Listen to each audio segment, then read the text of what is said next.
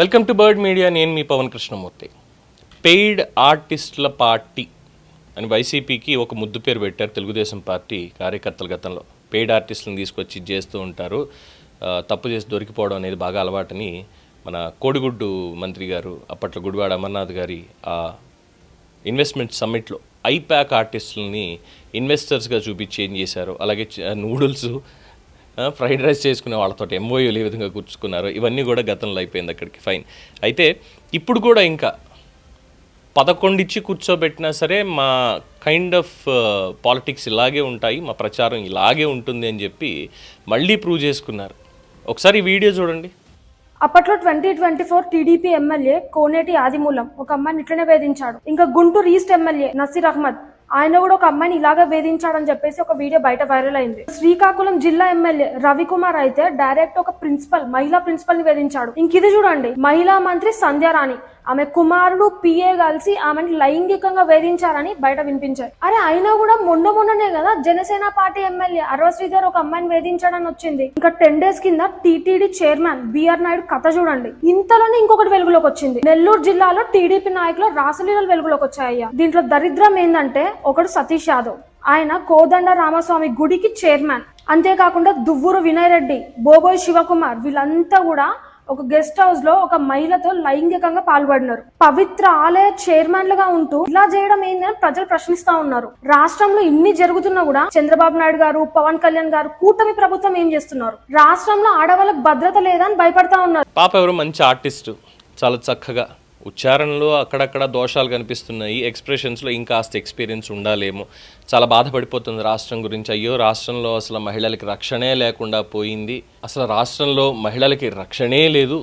కూటమి ప్రభుత్వంలో పవన్ కళ్యాణ్ గారు, చంద్రబాబు నాయుడు గారు అసలు ఏం చేస్తున్నారు, కూటమి ప్రభుత్వం ఏం చేస్తోంది, మహిళలకు రక్షణే లేకుండా అంటూ గొంతు చించుకొని కోనేటి ఆదిమూలం నుంచి మొన్న ఆ కోదండరామాలయ చైర్మన్ ఎవడైతే ఉన్నాడో బోర్డు చైర్మన్ అక్కడ దాకా జరిగినటువంటి దాంట్లో అయితే అందులో కొన్ని విషయాలు అందరికీ డీటెయిల్గా చెప్పాలి, అందరికీ తెలిసినటువంటివే. సరే కోనేటి ఆదిమూలంది అది వాళ్ళ ప్రైవేట్ వ్యవహారం అయినా సరే పబ్లిక్ లైఫ్లోకి వచ్చినప్పుడు ఖచ్చితంగా జాగ్రత్తగా ఉండాలనేది ముందు నుంచి చెప్తున్నారు. వాళ్ళ దిక్కుమాలిన వ్యవహారాలు వాళ్ళది ఏం చేయలేం, పార్టీలు నిర్ణయం తీసుకోవాలి సస్పెండ్ చేయాలా లేదా అనేటువంటి దానికి ముందు నుంచి చెప్తూనే ఉన్నాం చేయాలి అని. బట్ ఇప్పటికీ ఇంకా జరగలేదు అదొకటి. ఆ తర్వాత అరవ శ్రీధర్ వ్యవహారం, అరవ శ్రీధర్కి మరి వాళ్ళిద్దరి మధ్యలో ఉన్నటువంటి టర్మ్స్ అండ్ కండిషన్స్ బయటకి పోయిన తర్వాత ఇప్పుడు వచ్చి సడన్గా ఇవన్నీ డ్రామా నడుస్తుంది తప్పితే ఇద్దరు దొందే ఆ తనలో ముక్కలు అన్నట్టుగానే వాళ్ళది ఉంది. పక్కన పెడితే తర్వాత నసీర్ అహ్మద్ది complete fake video, AI video అనేది అందరికీ తెలిసినటువంటి విషయమే. అది కూడా బయట పెట్టారు, కేసు కూడా నమోదు చేశారు అక్కడికి, అది అయ్యింది. ఇక కోన రవికుమార్ది ప్రిన్సిపల్ని ఎవరిని వేధించారు ఇది అని దానికి క్లియర్గా తర్వాత ఆధారాలతో సైతం కోన రవికుమార్ బయట పెట్టారు. ఎవరిని వేధించారు ఏంటి చెప్పండి, ఎక్కడ వేధించారు చెప్పండి అన్నదానికి కూడా చాలా క్లియర్గా పెట్టారు. కొన్ని మాఫ్డ్ ఫొటోస్ ఇవన్నీ పెట్టి బయట సర్క్యులేట్ చేసింది ఈ పెయిడ్ ఆర్టిస్టుల పార్టీ అని తెలుగుదేశం పార్టీ కార్యకర్తల ఆరోపణ. అది అయిపోయిన తర్వాత ఇక మిగతావి ఈ బయటకు వచ్చినటువంటిది. సరే ఈ ఆలయ చైర్మన్ది దాన్ని ఏదో ముగ్గురున్నారు ఇది అన్న దగ్గర అందులో మరి ఎవరి కుట్రతో బయట పెట్టుకున్నారా, బయటకు వచ్చిందా, చేసినటువంటి పనికి వాళ్ళకి సస్పెన్షన్ వేయటం అనేది రెడీగా ఉంది. అది కూడా క్లియర్ అవుతుంది. మహిళలకి రక్షణ లేకుండా పోయింది, మహిళలకి రక్షణే లేకుండా పోయింది అసలు రాష్ట్రంలో మహిళలే లేకుండా పోతున్నారు ఇంకా అన్నట్టుగా పాప ఎంత బాధపడిపోయిందో కదా. ఎందుకు ఇది వైసీపీ వాళ్ళ స్ట్రాటజీ అని చెప్పి అంటున్నారు అని ఆలోచిస్తే ఇంకో కళాఖండం బయటపడింది. చూడండి అది కూడా. ఫుడ్ ఆర్డర్ చేసే ముందు కంపేర్ చేయండి, ఎందుకంటే ఎవరికి డబ్బులు ఊరికే రావు. హలో చిలకలూరుపేట పీపుల్, మీ అందరికీ తెలుసు కదా ఫినిటో ఫుడ్ డెలివరీ యాప్ మన సిటీలో లాంచ్ అయిందని. ఇప్పుడు మీరు మీ ఫేవరెట్ ఫుడ్ ని ఫేవరెట్ రెస్టారెంట్ నుండి ఇతర ఫుడ్ డెలివరీ యాప్స్ కంటే కూడా తక్కువ ప్రైజెస్ కి ఆర్డర్ చేసుకోవచ్చు. కాబట్టి నెక్స్ట్ టైం ఫుడ్ ఆర్డర్ చేసే ముందు ప్రైస్ కంపేర్ చేయండి, ఫినిటో ట్రై చేయండి. Play store and app store నుండి ఫినిటో యాప్ ని డౌన్లోడ్ చేసుకోండి. చూసారుగా, అదనమాట. చక్కగా ఏదో సోషల్ మీడియా ఇన్ఫ్లుయెన్సర్ లాగా పబ్లిసిటీ చేసుకుంటూ సంపాదించుకుంటూ ఉద్యోగం తీసుకుంటుంది ప్రైవేట్ యాప్లకి, వాటికి డూప్లికేట్ చేసినటువంటి యాప్లకి, వీటన్నిటికీ కూడా చిలకలూరుపేటలో.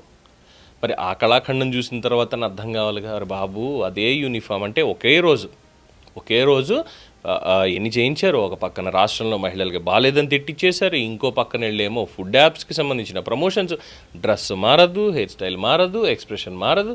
ఇదేలారా బాబు అంటే కొన్ని సోషల్ మీడియా ఏజెన్సీస్ వాటికి ఉన్నటువంటి వాళ్ళు అందరినీ ఇలా పెట్టుకుని మీరు రోజు టాస్క్ ఇదే, మీరు చేయండిరా అని చెప్పి చేయించుకునేటువంటి పరిస్థితి. అంటే కనీసం కార్యకర్తలతో మాట్లాడించేటువంటి స్థాయి కూడా వైసీపీకి లేదా?